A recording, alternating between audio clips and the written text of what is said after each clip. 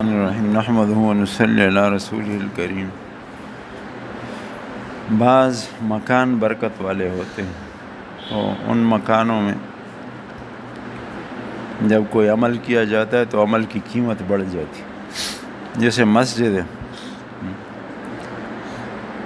اور جتنی بڑی مسجد ہو، جس میں جتنے زیادہ نمازی آتے ہوں تو نماز کا ثواب اتنا ہی اس میں زیادہ ہو جاتا ہے۔ جامع مسجد کی پھر اپنی فضیلت، اور حرم شریف اور مسجد نبوی صلی اللہ علیہ وسلم اور مسجد اقصی کی اپنی فضیلت۔ تو اسی طرح بعض جو زمانے برکت والے ہوتے ہیں، برکت والے زمانوں میں رمضان المبارک کا مہینہ اور پھر ذی الحجہ کے 10 دن کہ اللہ تعالیٰ نے ان 10 راتوں کی قسم کھائی، اور بعض علماء فرماتے ہیں کہ ان 10 راتوں میں جو عبادت کی جاتی ہے تو اس عبادت کا ثواب لیلۃ القدر کی طرح ہوتا ہے۔ تو اب یہ ایک تو ہماری حالت ہے کہ لیلۃ القدر ہو، رمضان ہو یا کوئی عام دن رات ہو، ہمیں کوئی فرق نہیں پڑتا، بس ہم ایک عام اس میں چل رہے ہیں، کوئی شوق نہیں، کوئی ذوق و شوق نہیں عبادات کا، اور ایک عادت کے مطابق ہم آ رہے ہیں جا رہے ہیں۔ تو یہ ہے کہ ان راتوں کے ساتھ، ان دنوں کے ساتھ وہ معاملہ نہیں کرنا چاہیے۔ اللہ تعالیٰ میں ذوق و شوق عطا فرمائے۔ اس زمانے کے ساتھ 2 بڑی اہم عبادتیں لگی ہوئی، قربانی کی عبادت، حج کی عبادت، یہ بس آخری عبادات ہیں، آخری عبادات۔ حج آدمی کی خواہش ہوتی ہے زندگی میں، سب سے آخری خواہش اکثر حج کی ہی ہوتی ہے کہ اللہ تعالیٰ کے دربار کی حاضری ہو، اور کتنے لوگ ذوق و شوق سے جاتے ہیں۔ بعض لوگ پتہ نہیں پوری زندگی وہ پیسے اور چیزیں جمع کرتے رہتے ہیں کہ حج نصیب ہو جائے، اور روتے رہتے ہیں لوگ کاش حج نصیب ہو جائے۔ تو 2 اہم عبادتیں ان 10 دنوں کے ساتھ لگی ہوئی ہیں۔ اس حج اور قربانی پر حضرت تھانوی رحمۃ اللہ علیہ کے مواعظ کی جو جلد ہے تو بڑے پڑھنے کی ہے۔ ہم حج پہ اپنے ساتھ لے گئے تھے، شاید بدرمان صاحب سے میں لے کے گیا تھا، لیکن پڑھ نہ سکے۔ تو حج اور قربانی پر حضرت تھانوی رحمۃ اللہ علیہ کی جو ایک مواعظ کی جلد ہے نا، وہ بہت زیادہ پڑھنے کی ہے کہ آدمی اس کو پڑھ لیں، ان دنوں میں موقع مل لے تو یہ خاص دن ہیں۔ پھر ان دنوں میں جو اضافی چیزیں ہیں، اضافی جو باتیں ہیں کہ جو تکبیرات ہیں نا، تو ان کا 9 سے لے کر 13 کی عصر تک پڑھنا وہ تو واجب ہے ایک بار نماز کے بعد، اور یہ عورتوں پر بھی واجب ہے۔ عورتوں کو اکثر بیچاروں کو پتہ نہیں ہوتا۔ تکبیر تشریق یہ ہے نا، اللہ اکبر اللہ اکبر لا الہ الا اللہ واللہ اکبر اللہ اکبر وللہ الحمد۔ یہ تو 9 تاریخ کی صبح سے لے کر 15 تاریخ کی عصر کی نماز تک، ہر نماز کے بعد مردوں کے لیے ایک بار بلند آواز سے پڑھنا، اتنی آواز سے کہ آس پاس کے لوگ سن لیں۔ تو یہ تو مردوں کے لیے واجب ہے، اور عورتوں کے لیے آہستہ آواز کے ساتھ ہر نماز کے بعد ان کے لیے بھی ایک بار پڑھنا واجب ہے۔ لیکن مستحب یہ ہے کہ جب شروع ہونا ذی الحجہ کا مہینہ شروع ہو، یہ آج 3 دن ہے، شاید 3 دن ہے نا، تو شروع سے یہ آدمی اس کو پڑھنا شروع کر لے، آہستہ آواز سے آدمی پڑھتا رہے۔ صحابہ کرام کے بارے میں آتا ہے، یہ تقی عثمانی صاحب کی ٹویٹ بھی اس بارے میں آئی ہوئی ہے، میں نے کہیں دیکھی تھی اور بعض ساتھیوں کو میں نے بھیجی بھی ہے تو اس میں حضرت فرماتے ہیں کہ بازار میں صحابہ کرام یہ پڑھتے تھے اس تکبیر کو. تو یہ تکبیرات پڑھنی چاہیے، ابھی سے شروع کرنی چاہیے، گھر پر ان کی تعلیم دینی چاہیے. پھر اس طرح ہے کہ قربانی پر یہ جو ملحدین اور بے دین لوگ ہیں ان کے اعتراضات ہیں، بہت زیادہ وہ اعتراضات کرتے ہیں. ان اعتراضات، سب اعتراضات کا جواب ہمارے حضرت نے دیا ہوا ہے. ہمارے ڈاکٹر صاحب کے بیانات میں ان سب اعتراضات کا جواب موجود ہے کہ جو گلابانی کا پیشہ ہے، گلابانی کا پیشہ یہ اگر زندہ ہے، اب یہ ہم آ رہے تھے راستے پر کتنے سارے جانور تھے. اب گوشت انسانوں کی ایک ضرورت ہے، اور گوشت کے لیے گلابانی کے پیشے کا ہونا ضروری ہے. اور گلابانی کا پیشہ اگر زندہ ہے تو اس قربانی کی برکت سے گلابانی کا پیشہ وہ زندہ ہے. اور سارا سال ہمارے حضرت فرماتے ہیں کہ پیسہ گاؤں سے آتا ہے شہر کی طرف. ہمیشہ شہر والے ہم سے پیسے لیتے ہیں گاؤں والوں سے، ہمارا پیسہ شہر والوں کی بس. یہی ایک موقع ہے کہ پیسہ شہر سے گاؤں کی طرف آتا ہے. گاؤں والے جانور پالتے ہیں، اور یہ جو جدید معیشت ہے اس میں یہ ہے کہ سرکولیشن آف منی، اس میں رہنا، وہ چکر میں رہنا پیسے کا، یہ جو کامیاب معیشت کے لیے ضروری بات ہے. تو اس سے وہ پیسے کا بہاؤ جو ہے وہ شہر سے دیہات کی طرف ہو جاتا ہے، اور پورا ایک وہ سلسلہ قائم ہو جاتا ہے. تو اگر کچھ لوگ واقعی معیشت کے ماہر ہوں تو ان کو اس بات کا پتہ ہوگا کہ یہ بات جو ہے بہت زیادہ ضروری ہے. یہ قربانی کا ہونا یہ معیشت کے چالو رہنے کے لیے بڑی ضروری بات ہے.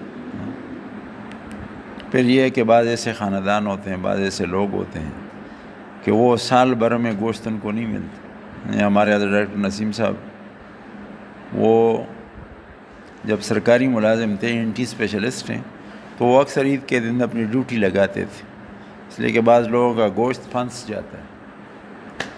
تو وہ فرماتے ہیں کہ ایک بار ایک بڑی عمر کی عورت کو لایا گیا، گوشت پھنسا ہوا ہے. اس کو نکالنے کے لیے میں نے نکالا اور پھر کہا کہ بی بی تھوڑا آرام سے کھایا کرو نا. کہ اس پر اس عورت نے جو جواب دیا تو وہ سننے کے قابل کہ بیٹا ہمیں گوشت کب دیکھنے کو نصیب ہوتا ہے؟ یہ تو یہی دن ہوتے ہیں کہ گوشت دیکھنے کو نصیب ہو جاتا ہے تو ہم سے کہاں صبر ہو سکتا. یہ تو میں اور آپ روزانہ پلیٹ میں گوشت آگے پڑا ہوا ہے، ہم کہتے ہیں یہ خراب ہے، یہ وہ ہے، اس کا آج ذائقہ نہیں ہے، یہ آج کچا پکا ہے، یہ تم کیسی چیزوں کو پکاتے ہو. جن کو سال بھر میں گوشت یہی 3-4 دن دیکھنے کو ملتا ہے، تو ان سے آپ پوچھیں کہ گوشت کی کیا اہمیت ہے. تو یہ بیچارے لوگ اس لیے جو ہندو ہیں نا، ہندو، ان کے اندر بہت زیادہ اینیمیا، خون کی کمی، یہ ان لوگوں میں بہت زیادہ ہے. اس لیے کہ خون کے صحیح بننے کا اور ہیموگلوبن کے بننے کا جو سب سے بڑا ذریعہ ہے تو وہ گوشت ہے. آئرن سب سے زیادہ گوشت کے اندر ہے. اس سے پھر ہیموگلوبن، اس کی سینتھسس کو ہم کیا کہیں گے؟ ہم تو نہ انگریزی آتی ہے نہ اردو آتی ہے، انگریزی نظام تعلیم نے ہر چیز سے نکالا ہوا ہے. تو اس سے پھر ہیموگلوبن کی پیدائش ہوتی ہے، پیدائش ہم پڑھ لیتے ہیں. اس لیے ہندوستان میں ہمارے حضرت صاحب بتاتے خود ڈاکٹر ہیں، اسپیشلسٹ ڈاکٹر ہیں، تو وہ فرماتے ہیں کہ انگریز آئے ہندوستان میں تو اب ایک بیڈ پر ایک مریض پڑا ہوا ہے اور اس کی تشخیص ہوئی ہے اینیمک ہارٹ ڈیزیز. تو انگریزوں نے دیکھا what is anaemic heart disease? Anaemic heart disease یہ کوئی اصطلاح ہے؟ وہ تو سمجھتے ہیں کہ یہ ہم سب کچھ ہیں. تو مقامی ڈاکٹروں نے کہا، معاف فرمائیں خیر، کہ مقامی ڈاکٹروں نے کہا کہ انگلینڈ اور امریکہ کی بات نہیں ہے، یہ باقاعدہ ادھر کے اسپیشلسٹ ڈاکٹروں نے، آپ ہمارے ساتھ بیٹھیں، ہم آپ کو ثابت کرتے ہیں کہ دس از اینیمک ہارٹ ڈیزیز. کہ خون جب بہت زیادہ کم ہوتا ہے تو پھر آکسیجن کو برقرار رکھنے کے لیے دل بار بار اس خون کو جلد از جلد دوبارہ سرکولیشن میں لاتا ہے، گردش میں لاتا ہے، تاکہ آکسیجن کی کیرنگ کیپیسٹی تو اس کی کم ہو جاتی ہے. جب اس کے اندر ہیموگلوبن کم ہے تو کم آکسیجن کو وہ خون لے کے جا سکتا ہے. اس کے لیے خون کو بار بار دوڑانا پڑتا ہے، جس کی وجہ سے پمپ پر بہت زیادہ بوجھ. پمپ کیا ہے؟ دل. اب دل جب بہت بار بار دھڑکتا ہے تو پھر وہ بڑا ہو جاتا ہے، پھیلنے لگتا ہے، پھر آخر میں فیلیور میں چلا جاتا ہے. تو یہ اتنے سارے نقصانات اگر آدمی گوشت نہ کھائے تو اس سے ہو سکتے ہیں.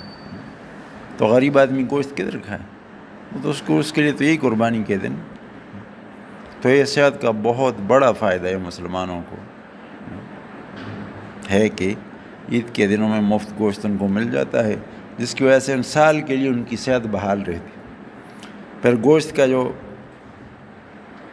آئرن کا اور فولاد کا جو نظام انجذاب ہے، ایبزارپشن کا طریقہ کار ہے، اس پر بھی ہمارے حضرت اکثر باز فرماتے ہیں کہ یہ فولاد کا انجذاب جو ہے یہ عجیب طریقے سے ہے کہ جو آدمی روزانہ کی بنیاد پر ہفتے میں گوشت کھاتا ہے ان کے لیے انجذاب بہت کم ہے، 10% جذب ہوتا ہے، 5%، 7% جذب ہوتا ہے. لیکن جو لوگ سال میں ایک بار کھاتے ہیں تو ان کا انجذاب 100% سارا جذب کر لیتے ہیں اور سٹور کر لیتے ہیں، اور وہ سال بھر کے لیے کافی ہو جاتا ہے. اس پہ چونکہ خود یہ میرا فن ہے، بایو کیمسٹری میرا مضمون ہے، اور یہ ساری چیزیں اس کے اندر موجود ہیں. تو کیسے یہ جذب ہوتا ہے، کیسے پھر سٹور ہوتا ہے، اور پھر سال بھر کے لیے یہ استعمال ہوتا ہے. تو یہ سارے اللہ تعالیٰ کی ایک عبادت کے اندر اتنی زیادہ نعمتیں اور ضرورتیں اور ان کا پورا ہونا یہ رکھا ہوا. تو یہ جو غیر مسلم کہتے ہیں نا، ہاں البتہ اس میں مسلمانوں سے ایک گلہ ہے، میں اپنے آپ سے بھی ہے، آپ لوگوں سے بھی. ہم جب قربانی کرتے ہیں تو پھر گلی اور کوچوں کو آخر میں دھونا چاہیے. جو خون لگا ہوا ہے، جو لید اور گوبر ہے، ان سب چیزوں کو پاک کرنا. ہم کہتے ہیں کہ ہمیں پورا ثواب ملے، تو پھر یہ جو آنتڑیاں اور یہ چیزیں تو ان کو ہم کو سڑک پر نہیں چھوڑنا چاہیے. ان چیزوں کو باقاعدہ ڈسٹ بن بھرے چیز میں رکھ کر پوری صفائی کرنی چاہیے، اس لیے کہ اسلام جو ہے یہ صفائی کا مذہب ہے. اور صفائیاں 3 قسم کی صفائیاں ہیں. طہارت ہے جسم اور کپڑوں کی صفائی، اور تزکیہ ہے دل کی صفائی، کہ دل کے اندر بغض نہ ہو، کبر نہ ہو، حسد نہ ہو، کینہ نہ ہو. اور تیسری صفائی جو ہے نظافت، ماحول کی صفائی، سڑک جو ہے وہ صاف ہو، ماحول صاف ہو. تب جب قربانی ہم کر لیں تو آخر میں ان سب چیزوں کو دھو لیں کہ بدبو نہ ہو، اور کوئی عبادت کی وجہ سے لوگوں کو یہ تاثر پیدا نہ ہو کہ دیکھو یہ مسلمان نے عبادت ہے اور اس کی وجہ سے بدبو پیدا ہو گئی ہے.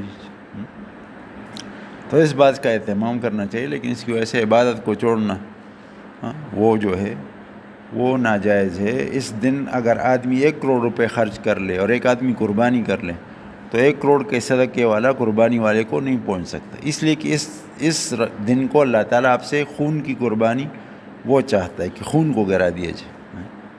اور پھر یہ جو قربانی کے جانور ہوں گے تو پل صراط پر سواریاں ہوں گی لوگوں کے لیے کہ پل صراط سے ان کو پار کر کے جنت تک پہنچائیں.